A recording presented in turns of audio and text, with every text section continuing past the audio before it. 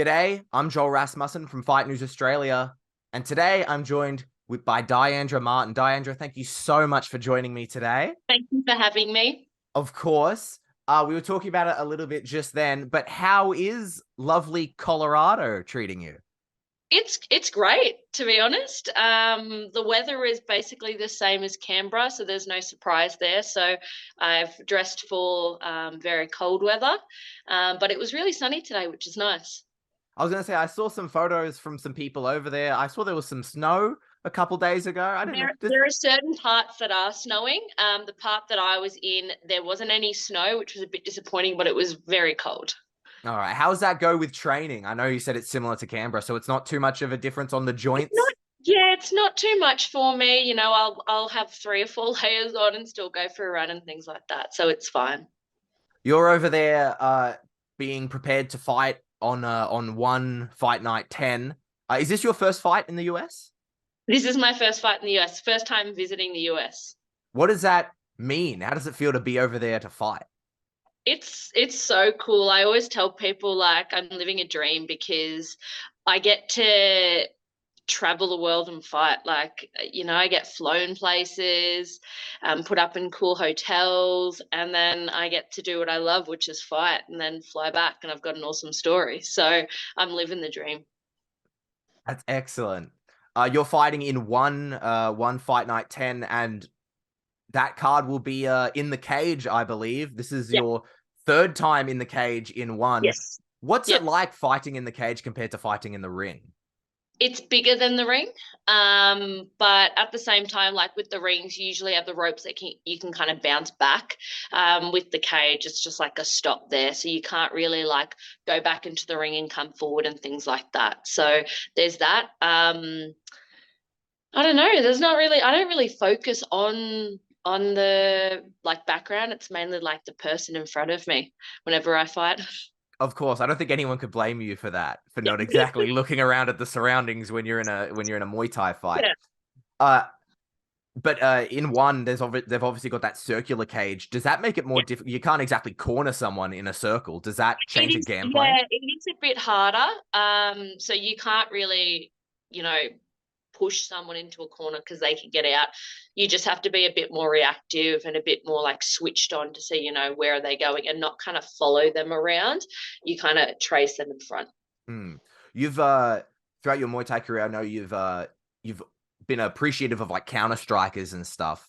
So Yeah. I can understand not exactly pushing the game and having to necessarily push someone into a corner, but does it still change the game plan at all going into a fight? Yeah, it does because you have to take that into consideration because if someone's going to run away from you, then you need to understand that you might have to walk them down, but when walking them down, you can't corner them. You kind of have to like be smart about it. Along with the circular cage, you've also got the smaller gloves. And I was Yeah. asking, what's it like to fight Muay Thai in the smaller gloves? It's just exciting. A lot of strikers and Muay Thai are very accurate with their punches.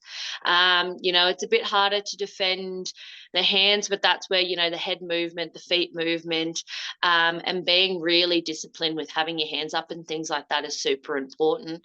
So it is a bit of a difference. You go from having an extra couple of centimeters to be able to throw that punch to being now a little bit closer to make sure that you land that punch, but at the same time making sure that you've got one hand up to at least defend you, or you've got that movement to avoid those punches. When you're training for a fight in one and you have to, you're going into the fight wearing the 4 ounces, does that change what you train with? Like, do you train with like 8 ounce gloves or do you still use Yeah, the so big 16s? we train in small MMA sparring gloves, which is 7 ounce. We do pull our shots and things like that. So, if Kieran wants me to go harder, then we put bigger gloves on. But it's better to be able to get hit in those little gloves to make sure that you're defending and you've got that movement and things like that. This will be, I mentioned it earlier, but this will be your third time out at one. Yeah. But I got to ask, especially as someone who comes from the purely striking background, what's it like backstage at a one event where you're warming up on the Thai pads and then you look over and there might be someone like shooting double legs in jujitsu, and you're like, what's going on over there? Like, what's a backstage at one like?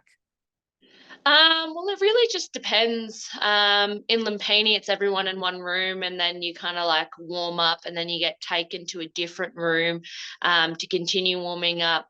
On like the last two shows that I was on in Singapore, you had your own little square dedicated to you, and then there was only three other athletes with you. And every time you fought, you took all your stuff, and their processes, they're very strict. It's really good because there's no fluffing around. You take your stuff, you move, the next athlete comes in, and it's that structure. And that's why it flows so well. There's no delay in the next fight coming up, there's no delay in anything, which is really good. And that's how a show should be run. So when it comes to warming up in the background, I'm not actually looking at other people. I'm actually so focused. So I don't really notice, people doing MMA or grappling or anything like that, because I'm just focused on what Kieran wants me to do and what is at hand and what's going to happen in, a couple of minutes, depending on when the fight is. Talking about that focus, I've got a quote from you about how you feel about sometimes before, not sometimes, how you feel stepping into the ring. You say you Yeah. go into this mentality of, this was the quote of, how dare you step in the ring with me? And Yes. I wanted to know, I'm a lovely person. that's what I was going to say, listening to interviews with you, lovely person, lovely Yeah. down to earth person, happy to talk. How do you get yourself into that mentality? What are the processes to getting yourself there?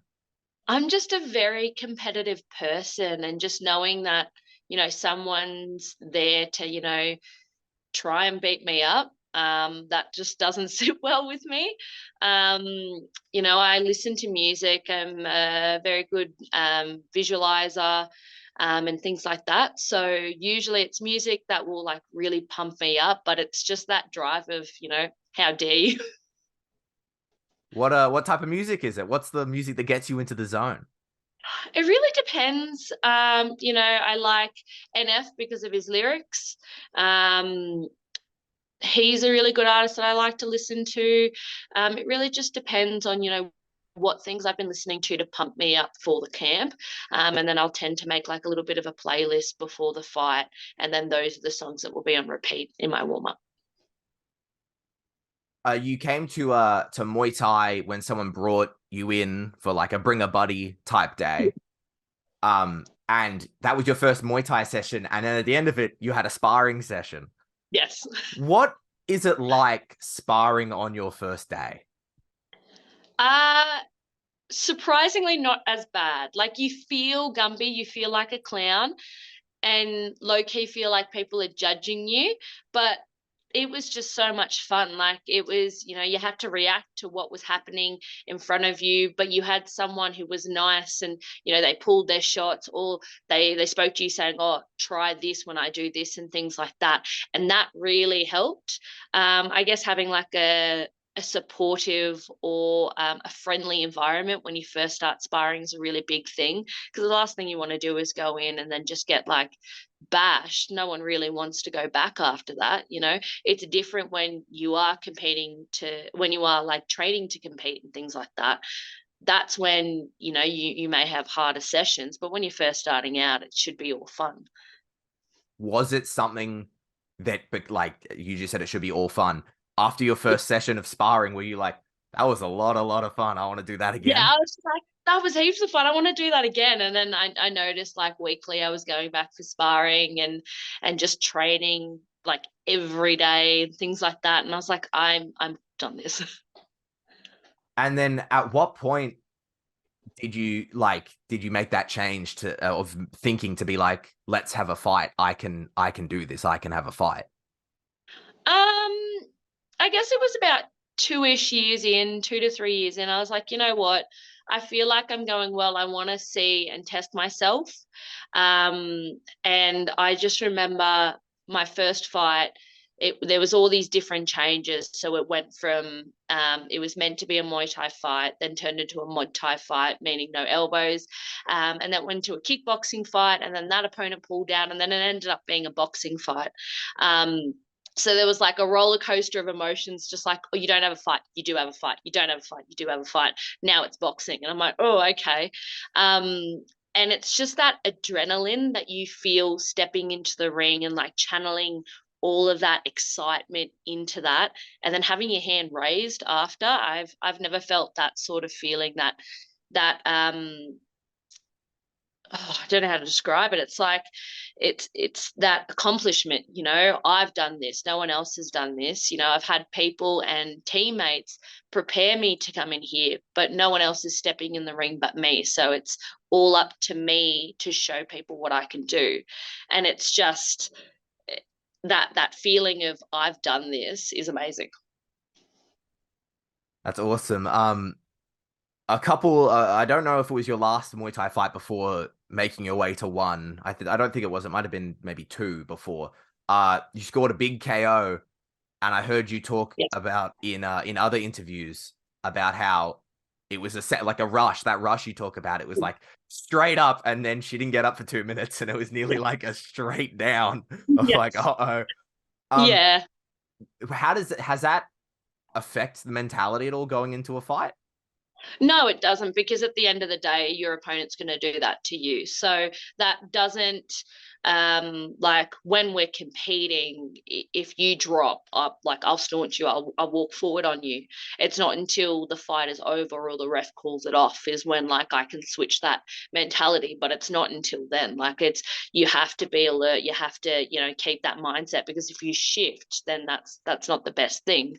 And it's quite funny because the person that so it was Yolanda.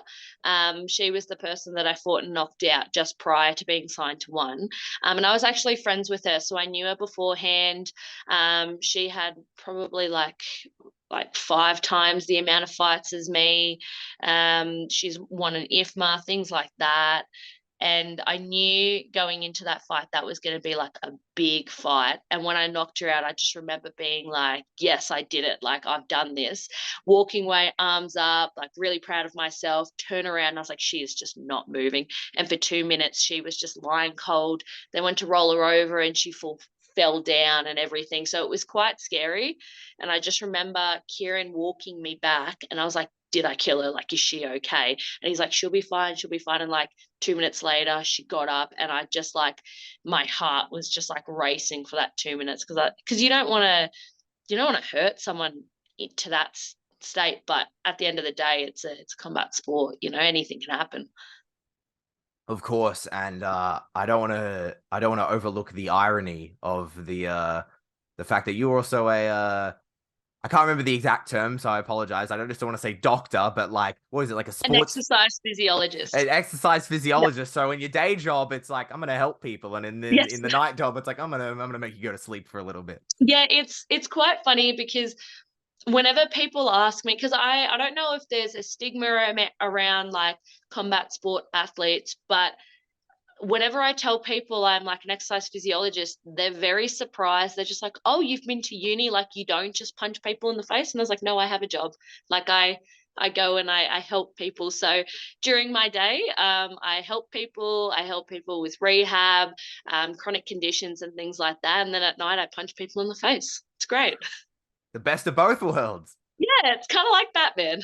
Punch someone in the face, and then like you slip them the card afterwards. You're like, hey, I Yeah, can help you with here that. I can fix you. Yeah, Yeah, exactly. I know exactly what happened.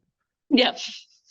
When I've heard you talk about before, because of that background and because you know you're above, I don't have to just say above average, like doubly Mm. above average understanding of the human body and Yeah. how it all works. You kind of do your own strength and conditioning.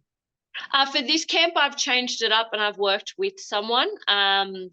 Just because my mind likes to be like, oh, you need to focus on this and this and this and this. And, you know, 3 hour weight sessions aren't good. So I'm with a strength and conditioning coach that helps with athletes and performance and things like that. So that's really helped. But, you know, in regards to like injuries and maintaining like my body function, I'm really good at that because I understand, okay, this twinge could have been of this. Okay, I'm going to do this now. And then it usually fixes out.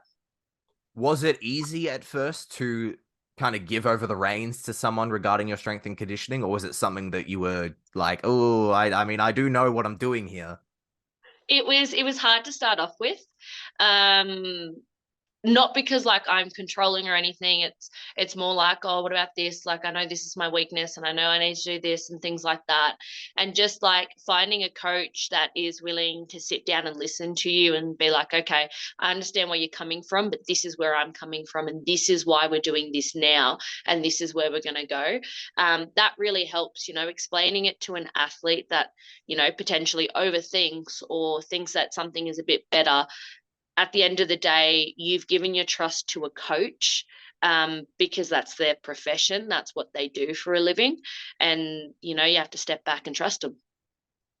I want to jump back just 1 second. We were talking about how you get into the mindset to fight, and then you were talking about the moment the fight's over, it all goes away. That switch Yeah. flips back. Yeah. How long out before a fight do you find yourself trying to get into that mentality? Is it something you do in the locker room, or will the day before a fight you're listening to that music? It's usually the day before a fight. So, it it really depends. Like the music wise, it's all through my camp. Like I'm listening to that music to pump me up before I go to training or before I spar and things like that. It's not just specifically just before. It's not like this playlist can only be played just before a fight. Like I'm listening to it constantly and just getting myself pumped up. And that switch in my head is something that I can turn off and I can turn on. So it doesn't, like if I don't have music, I can still turn that switch on. So it's not specifically in relation to music, but when it comes to the like the stare down or the weigh-ins and things like that, I don't need music to be a resting bitch face sort of thing. I'm basically just ready all the time. I want to talk about your sister also fights, and not Yeah, only does she fight, she also now fights in one. She had her, yeah. her one debut a couple months ago. What's it like having other fighters in the family? It's great. So basically a year after training, I brought my sister along, and I was like, come join this, like it's amazing. And then she got hooked, and then we found, we're training all the time together. She's very close in my weight, so she's one of my training partners to help me with it. And it was great, being able to spar in the little gloves with her. Like I do spar in the little gloves with like the bigger boys, but it was good to be able to have her because, she's roughly the same height as Jackie and she moves the same way as Jackie, which is great. It's like one thing to have another athlete in the family. It's another thing to have someone who does your same sport. And then Yeah. it's another thing to have someone who is at a similar level to you. You guys are Yeah. both world-class fighters. Like, Yeah. that's crazy. Is there moments where you're training, and even like you just said there, you've been training 1 year longer, but is there moments where you guys maybe are sparring and she hits Yeah. you with something and you're like, where did that come from? Like, what's going on here? Yeah, there is points.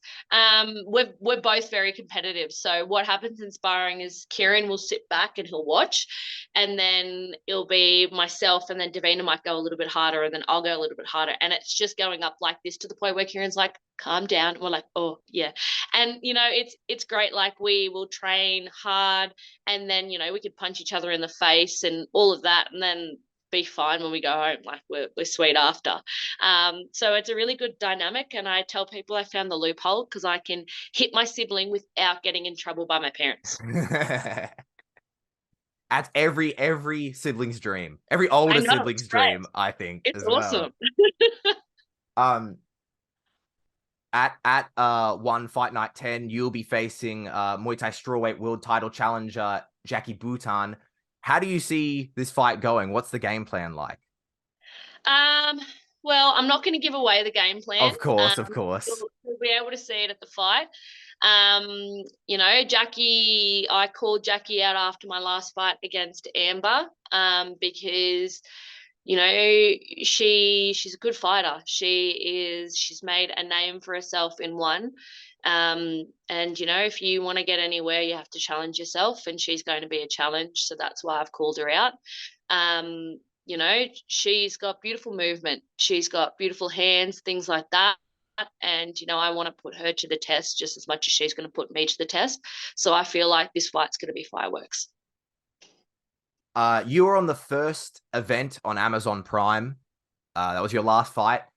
Yeah. which was headlined by DJ versus Marias. Yeah. Now you're on One's debut in the Yeah. United States, which is being headlined by DJ and Yeah. Marias. I Any know, it's great, isn't it? any sense of Awesome. deja vu? Like you've been here Um, before. a little bit, a little bit. I was like, this is cool. Like, and then I'm just like, wait a minute. Like, I think there's just so much happening that I am. So when from my first fight against Miller on one to now, I know to kind of like be a bit more focused and channel my energy towards, the task at hand. I just remember like everything, and I was like, oh, there's so many bright lights and there's all of this and things like that. And now I'm just like, oh yeah, that's a cool fight, I'll watch it after I win, like, sort of thing.